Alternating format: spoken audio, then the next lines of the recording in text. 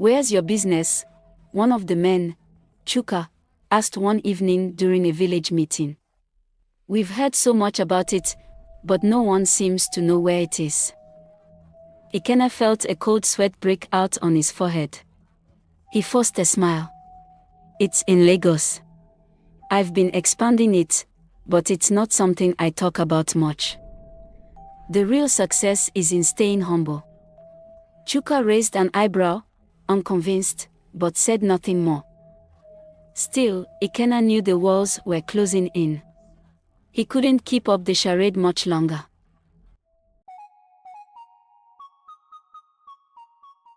Ikenna stood at the edge of the dusty road, clutching his small bag, staring at the village that had been his home for 25 years. The sun hung low in the sky, casting an orange hue over the thatched roofs and mango trees swaying gently in the breeze. His parents stood beside him, eyes filled with a mix of pride and sadness. They had saved and sacrificed for this day, hoping their son would return from the city a successful man, bringing with him wealth and honor to their humble household. "Ikenna, we know you will make us proud," his mother said, her voice trembling as she placed a hand on his shoulder. His father, always a man of few words, simply nodded. "You carry our hopes with you." Ikenna felt the weight of their expectations pressing down on him. But he didn't mind. Like many young men before him, he believed the city was a place where dreams were made, a land of opportunity where hard work and determination could transform a man's life. He had heard the stories, men returning to the village in sleek cars, with money to build large houses for their families and even more to spare for village projects. He wanted that, too. He wanted to be celebrated, to be the son who had escaped the poverty of the village and succeeded in the city. As the bus pulled up, Ikenna turned to his parents and promised, "I will return with success." With that, he boarded the bus, his heart filled with ambition and the future filled with possibility. The city, however, was not what Ikenna had imagined. The tall buildings and bustling streets were exciting at first, but soon the reality of his situation began to sink in. Despite his qualifications, finding a good job was nearly impossible.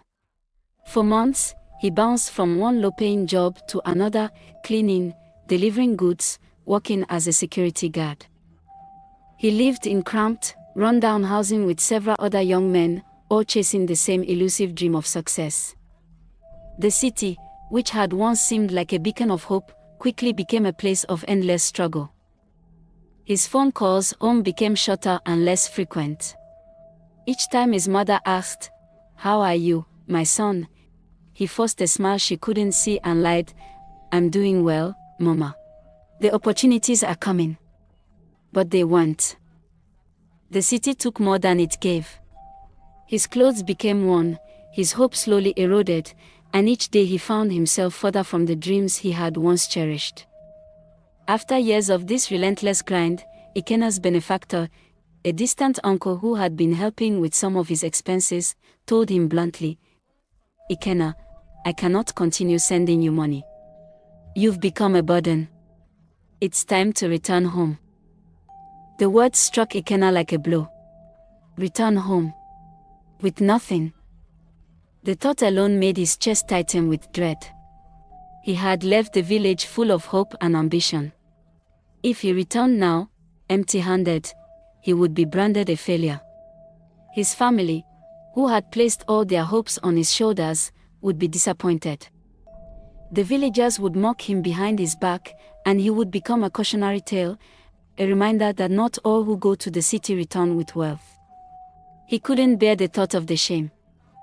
Desperate and unwilling to face his family's disappointment, Ikenna made a decision. He would not return home as a failure. If he couldn't succeed in the city, then he would create the illusion of success. After all, appearances were everything in the village. If he could convince them that he had made it, perhaps, in time, the real opportunities would follow. Using the last bit of money he had, Ikenna rented an expensive suit, polished shoes, and borrowed a watch from a friend. He bought a new phone, though he couldn't afford a data plan, and crafted stories of a booming business he supposedly owned in Lagos. He even rented a car for the day he would arrive back in the village, just long enough to make an impression. His plan was simple: return home as a man of wealth, tell stories of success, and bask in the admiration of the villagers. He would only stay for a short time, just long enough to show off his supposed achievements before heading back to the city, where, hopefully, he could find a way to make his lies come true. When Ikenna finally returned to the village, he did so with flair. The borrowed car rolled up the dusty path, its shiny black exterior catching the sunlight and drawing the attention of everyone around. The villagers gathered, murmuring in awe as Ikenna stepped out, dressed in fine clothes and looking every bit the successful man he claimed to be. His mother rushed to embrace him, tears streaming down her face. "My son, look at you. You've become a great man." His father, though more reserved, couldn't hide the pride in his eyes. "You've made us proud, Ikenna." The village chief and elders soon arrived, welcoming Ikenna back with open arms. There was talk of hosting a celebration in his honor, just as they had done for the other men who had returned with wealth and success. In no time, people started to ask for advice on starting businesses, while others requested help with loans. Some even hinted at future donations for village projects, assuming Ikenna had the financial means to support them. Ikenna smiled, nodded, and told them what they wanted to hear. "Of course, I'll help. Anything for my people." But inside, he felt the weight of his lies growing heavier with each passing moment. As the days went on, Ikenna found it harder and harder to maintain his facade. The villagers expected him to contribute money for various projects, and every time someone asked for his financial support, Ikenna had to come up with another excuse. "My funds are tied up in an investment," he would say, or, "I'm waiting for a large payment from a client in Lagos." But the more he delayed, the more suspicious some of the villagers grew. Rumors began to circulate, whispers that perhaps Ikenna wasn't as successful as he claimed. A few of the men, particularly those who had returned to the village with real wealth, eyed him with thinly veiled jealousy. They had worked hard to build their businesses and achieve their success, and now here was Ikenna, basking in the same praise and admiration without anything to show for it. "Where's your business?" one of the men, Chuka, asked one evening during a village meeting. "We've heard so much about it, but no one seems to know where it is." Ikenna felt a cold sweat break out on his forehead. He forced a smile. "It's in Lagos. I've been expanding it, but it's not something I talk about much. The real success is in staying humble."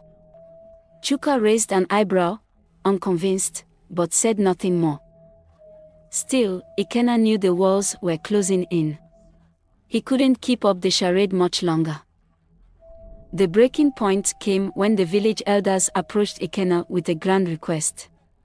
They wanted to renovate the village school, a project that would require a significant amount of money. Given Ikenna's supposed wealth and success, they asked him to be the primary sponsor, to lead the fundraising and contribute the first large donation.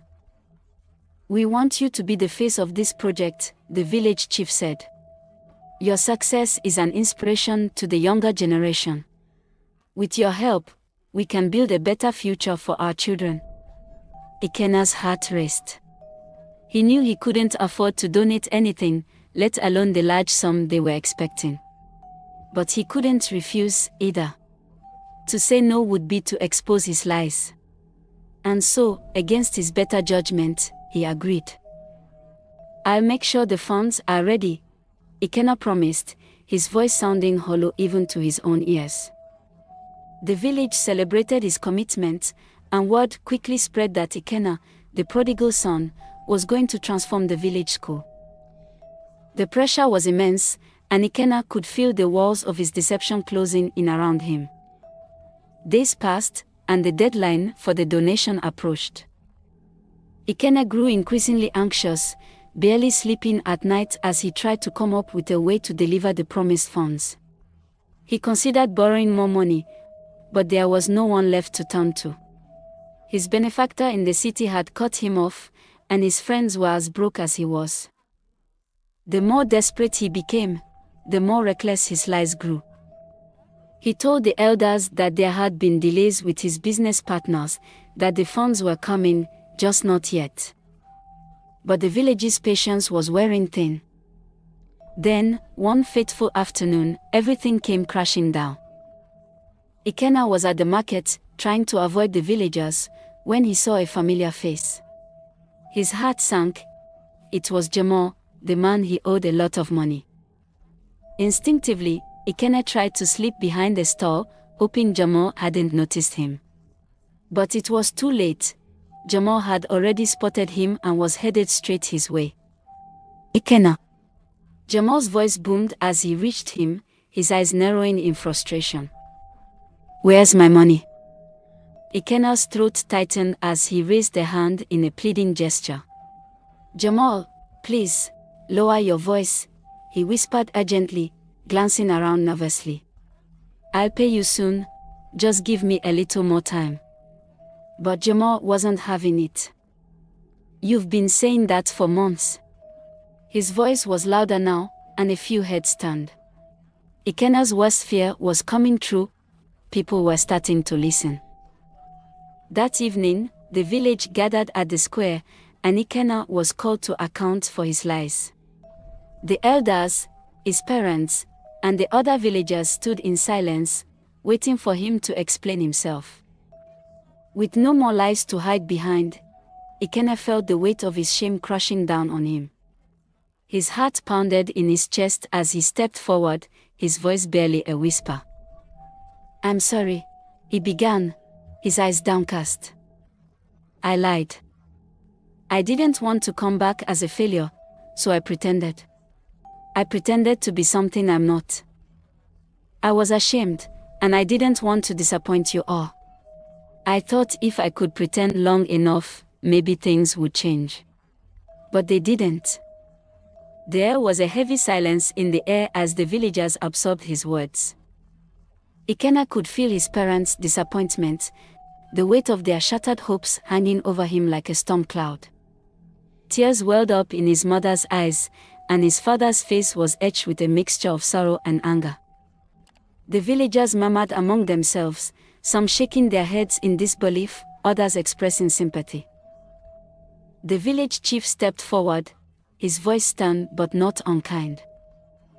Ikenna, we are deeply disappointed. Not in your failure, but in your deception. If you had come back and told the truth, we would have understood. Life in the city is not easy. Many have struggled, just as you did. But lying to your family and your village, that is where you went wrong. Ikenna nodded, tears streaming down his face. He had no defense.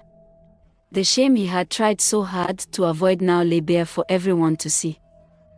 In the days that followed, Ikenna retreated into himself, overwhelmed by guilt and regret. The village's whispers had quieted, but the weight of his actions lingered. Then, one evening, as Ikenna sat alone by the river that ran through the village, his father approached him. The older man sat down beside his son, his expression thoughtful. You know, his father said quietly, failure is not the end, Ikenna. It's a part of life. What matters is how you rise after you've fallen. Ikenna looked up, his eyes red and swollen from crying. I'm sorry, Papa. I've brought nothing but shame to this family. His father placed a hand on his shoulder, his voice soft but firm. You are still my son. And we will get through this. But you must learn to face the truth, no matter how difficult it is.